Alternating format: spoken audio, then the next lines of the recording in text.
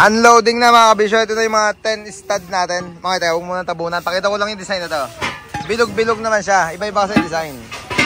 Yan, ito kamukha bilog-bilog. Ito naman, bilog din pero mas maliit na version.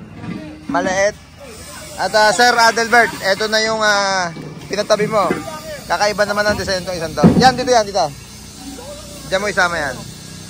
Arrangement, 10 stud muna to. Puro 10 stud, 10 holes. Yung iba niyan, mamaya, 8 holes nasa dulo, nasa likod, bandang likod yung 8 stud. Yan yung mga design niya. Ito, maganda rin itong malalaki butas, yung gilid. Yan.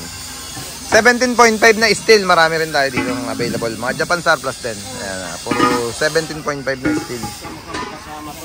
Yan, bali, dalawang design lang pala halos. Tatlong design, kapwera to. Pang-apat na design to. Yan, yan. Ayan o. Yan. Yayong dito.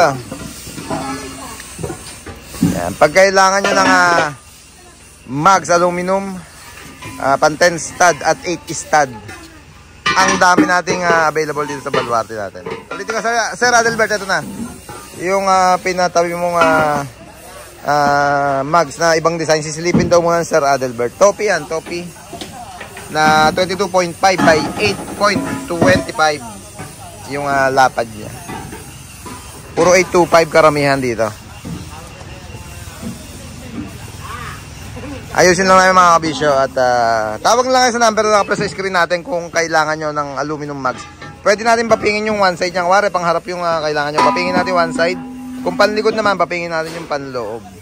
Yeah, boy.